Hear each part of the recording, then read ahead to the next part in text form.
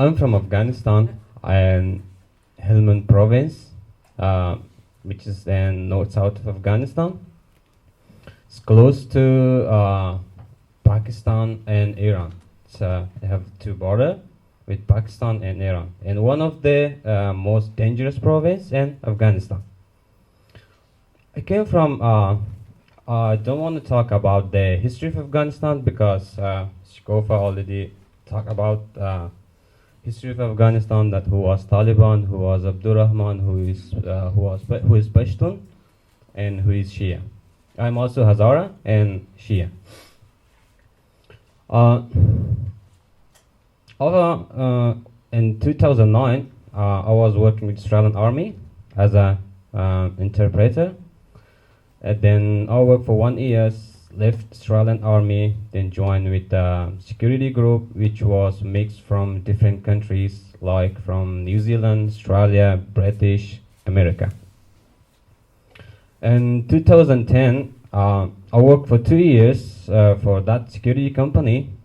In 2011, I left that company and came to Australia.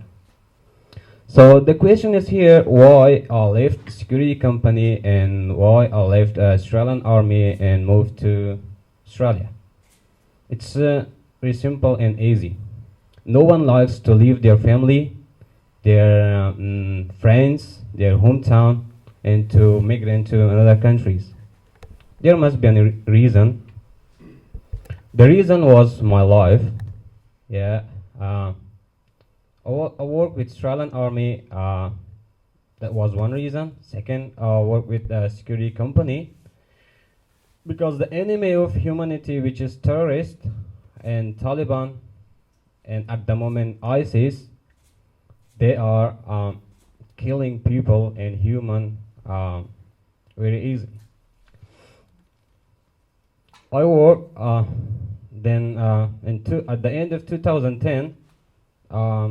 I received a small little letter from terrorists, which is Taliban. At that time there was Taliban, there was no ISIS. Now they grew up now ISIS. Yeah, they told me that if you don't want to leave the security company, gonna kill you. I said, okay, just I want to leave this job. I'm going to leave this job, but you guys have to support my family. In Afghanistan on that time and also in this time, most of the people were working with government in foreign countries to improve and to help Afghanistan. Then at the end of 2010, again I received another letter. Said, you didn't leave the job, so we're gonna kill you now. I said, okay. Don't leave, because there was no one to reply back the letter. I said, okay, leave it.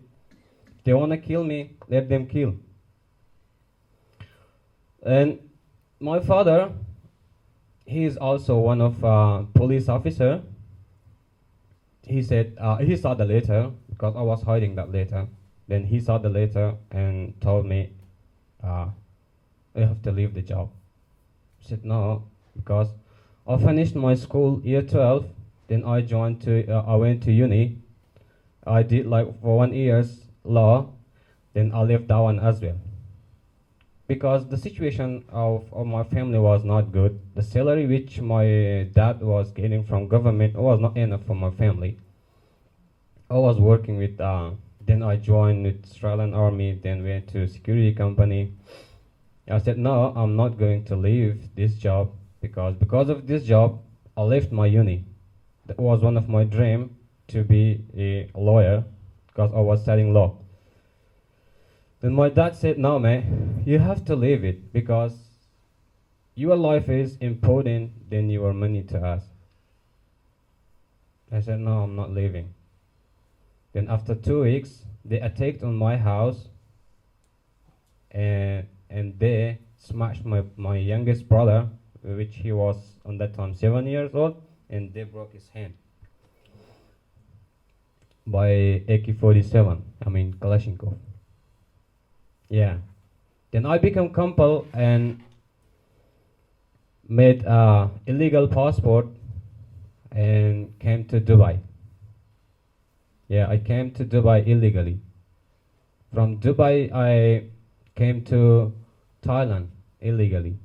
From Thailand to Malaysia, from Malaysia to Indonesia, and from Indonesia to Christmas Island. All this way which I came in Australia was illegal. Yeah. Then I was for about 10 days I was in Christmas Island in the detention center. Then we came to Queensland. There was another detention center which called MerJa. I was in MerJa for around like 5 months. I've seen people who were crying in the back on the telephone when they were talking with their family. They were talking because they were almost like for 2, 3, or 4 years was in detention center. It is detention center, it seems like jail. No one can go outside. No one can see, like only you can talk every day with the person which is with you in your room. Then from MerJa, I've been in MerJa for like 4 months. Then after that, came to Darwin for another 1.5 months, like 2 months. Then at the end of 2012, yeah, I came out from Darwin to as in Sydney. That was like my journey, which I told you, like to how I came from where and from where. But that is not the end of story. The end of the story is like when you're starting life in Australia, you face with a lot of difficulties, the new culture, with new language, with new people. Yeah, and I don't want to say that all of Australian people and all of Australian government, they are against the refugee. But there is some.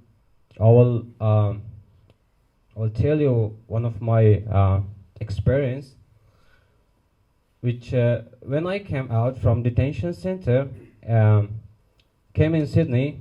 After 3 months, I got a job in mining in Boggabri. I was working in the mining in Boggabri.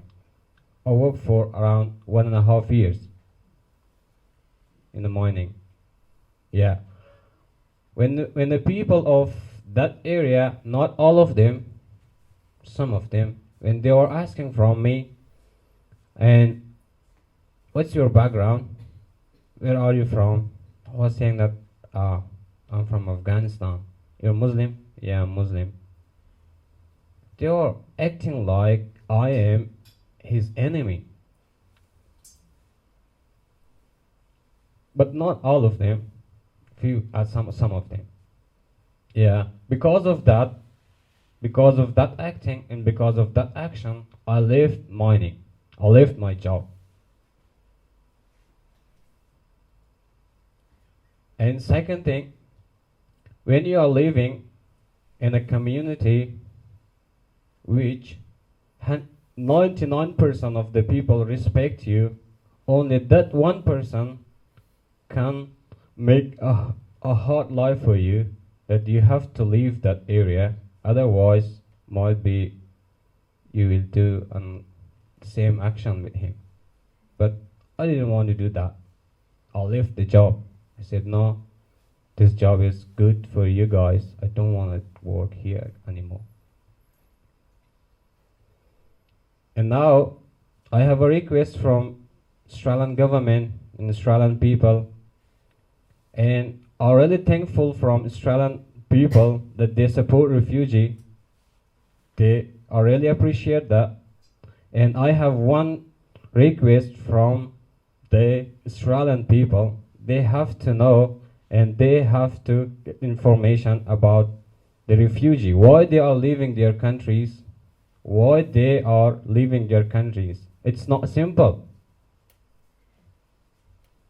I've not seen my family for 3 years. My small brother, when he was 7 years, now he is 10 years old. When my grandma was died, I didn't saw her. I really love her. When she was died, I didn't saw her. It's not easy, but the people which they are leaving their countries, there is a reason. The reason is saving their life. They are not coming here to get the settling. They're saving their life. Yeah.